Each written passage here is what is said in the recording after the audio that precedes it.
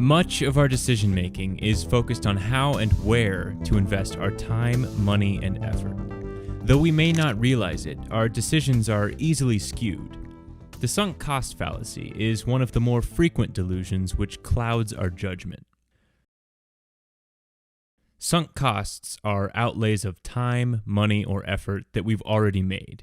And because they've already been made, we can't get them back. They're a thing of the past. They're sunk.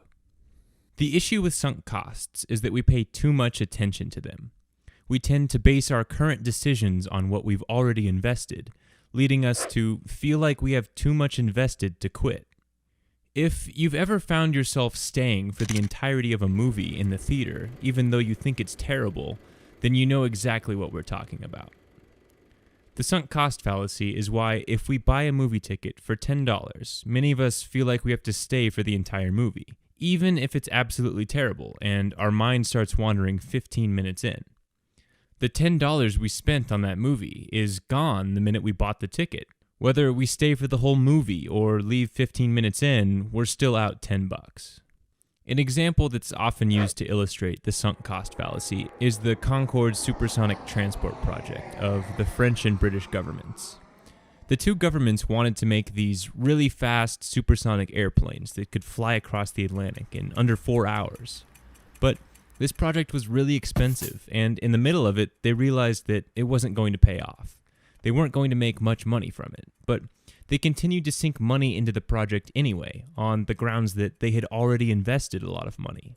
The governments paid too much attention to sunk costs when deciding whether or not to continue with the project. They were never going to get their initial investments back, so what they should have done is ignore those sunk costs. It's worth mentioning that sunk costs don't have to involve money. They're just as real with non-monetary things too. We can fall into this trap when we continue to wear a pair of shoes that make our feet hurt solely because we spent $100 on them. But we also fall into this trap when we stay in a relationship solely because we've already spent 3 years of our life with that person. The sunk cost fallacy seeps into nearly every aspect of our life, and because of this, it's worth asking the question, why does this happen?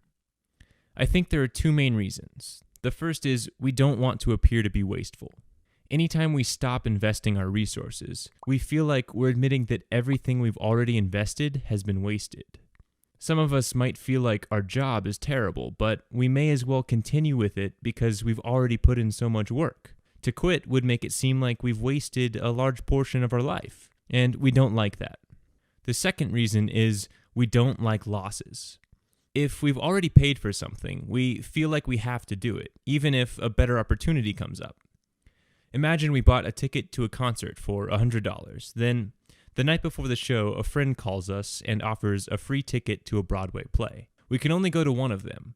When making the decision on which event to attend, I think we'd have a harder time missing the concert we paid $100 for than we realize, even though we might prefer the Broadway play.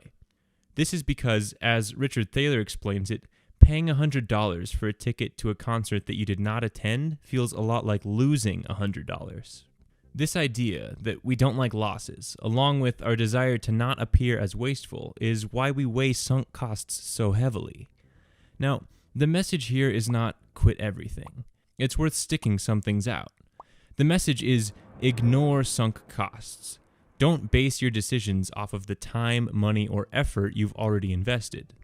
Economists and psychologists alike have made this very clear in their research. We can't get sunk costs back. All we can do is look at the resources we currently have and invest them wisely. If we embrace this idea of sunk costs, we should feel better about quitting a book 100 pages in if we're not enjoying it.